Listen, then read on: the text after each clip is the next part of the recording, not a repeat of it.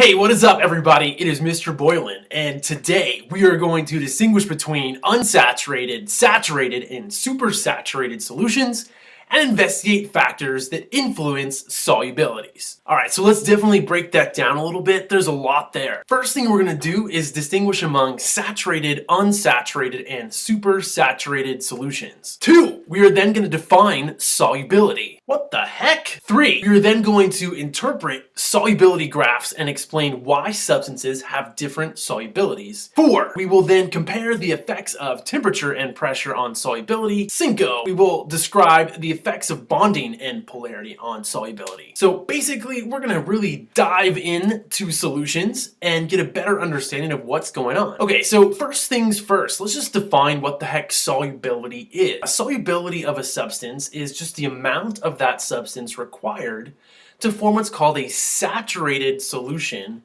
with a specific amount of solvent at a specific temperature. Now, that seems really intense, but basically, a saturated solution is one that you create by adding enough solute so that you, what we call, saturate the solution, or that solution will hold as much of the solute as possible. So in this example, I've got some water and my solute is going to be potassium permanganate. Now I'm going to add some potassium permanganate until I have saturated this solution.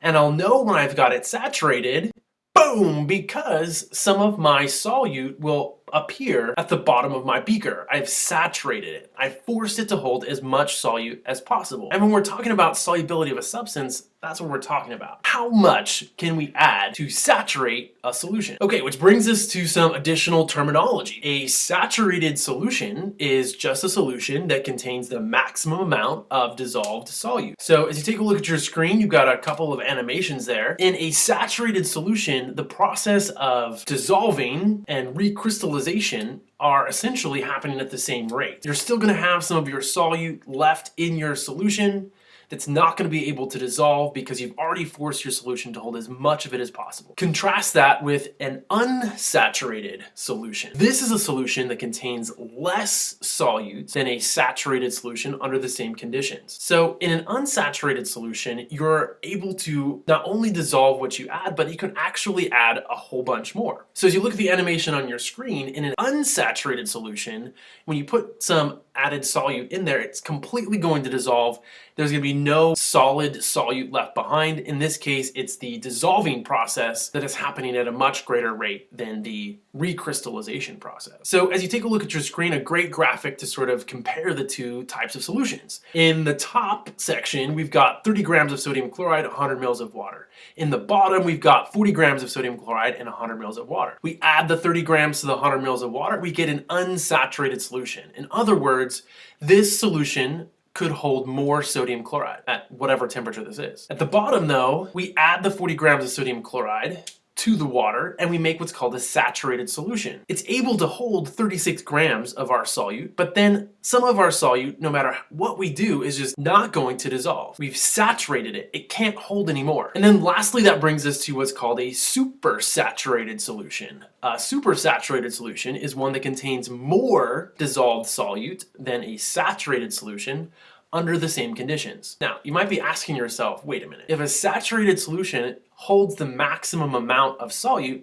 how can you even create a supersaturated solution? How can you force it to hold more? So as you take a look at this image that's on your screen, it sort of works through the process that you have to go through to supersaturate a solution. As you take a look at our beaker, we've dumped in 100 grams of solute. And initially it's unsaturated because we can get a bunch more of our solute to dissolve in there. Now, eventually we will have saturated the solution. And for this particular solute at this 25 degrees Celsius temperature, that means that we could dissolve in 91 grams. But 9 grams is going to remain undissolved no matter what we do. We've saturated our solution. All right, so in order to supersaturate our solution then, we have to change something. And generally we're going to change the temperature by heating things up. That's what this delta symbol means. We heat things up to 50 degrees Celsius, which allows us to dissolve that remaining solute. Now we get 100 grams of solute dissolved in there. once again an unsaturated solution, because at 50 degrees Celsius we can actually hold a little bit more. But then we cool it down slowly back to the original 25 degrees Celsius. Now remember, at 25 degrees Celsius we should only be able to hold 91 grams. The thing is though, this supersaturated solution is very unstable, because at 25 degrees Celsius we should only be able to hold 91 grams. And so simply by agitating it, you will get the remaining 9 grams to very quickly fall out of solution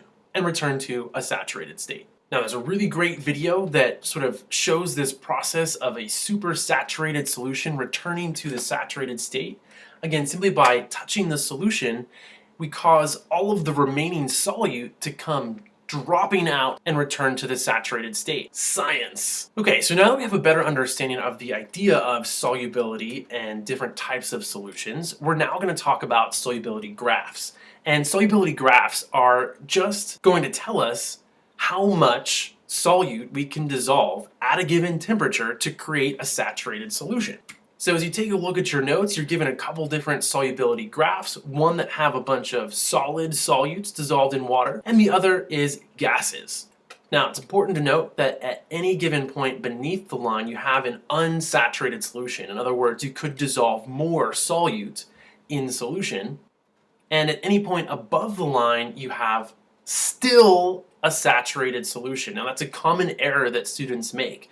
Many times they think, oh, above the line, super saturated. No. Keep in mind that it's still saturated. All that it means is that you've got a bunch of undissolved solute sitting at the bottom of your beaker. So as I take a look at this solubility graph, which is the same one you've got in your notes, I'm going to choose 50 degrees Celsius and the potassium chloride salt. At this temperature, I could dissolve a little over 40 grams of potassium chloride per 100 grams of water. And at that point on the line, that's what tells me how much I can add to create a saturated solution. At any point beneath this line, at 50 degrees Celsius, let's say I add only 25 grams, I've got an unsaturated solution. I could hold more potassium chloride. Above this line, let's say I dump in 60 grams. Note again, it's still just saturated. What you need to recognize is that the difference here simply represents the amount of potassium chloride that's going to be sitting at the bottom of your beaker undissolved. In this case,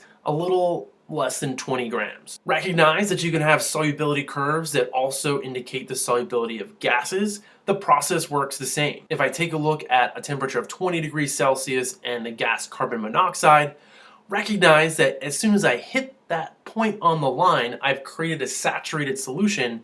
Anything beneath that would be considered unsaturated and I could dissolve more. Anything above that line would be considered saturated still, but now that excess gas is, well, probably not going to be sitting at the bottom of your beaker, but it's probably going to escape. Okay, so we want to keep in mind that the process of dissolution is really dependent upon the forces of attraction between the solute and solvent particles. And because each solute is made up of different particles, there's different strengths of attraction. And this is why not everything has the exact same solubility. And why we get all these graphs with all these different curves on. And so it's important to note that if the solute-solvent attractions aren't strong enough to pull apart the solute-solute attractions, you're not going to get the solute to dissolve. So as I look at, for example, an ionic salt that has a cation charge of +1 and an anion charge of -2. When I shake this salt into solution, notice that it's a pretty soluble salt.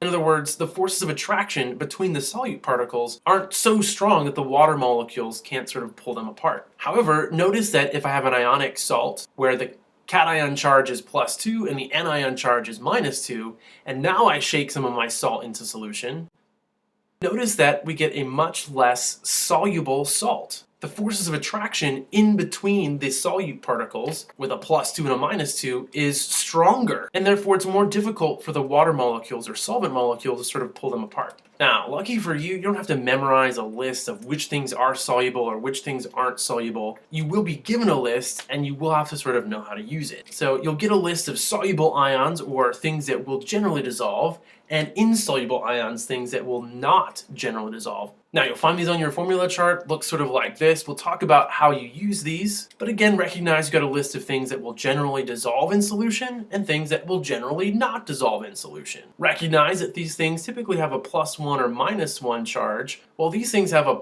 -2 or -3 charge, for the most part, which again would cause much stronger forces of attraction in between the solute particles. Coulomb's law! Okay, and the last thing we want to look at in this video is think about some things that will affect the solubility. One of those things is pressure. Keep in mind that pressure affects only the solubility of gases.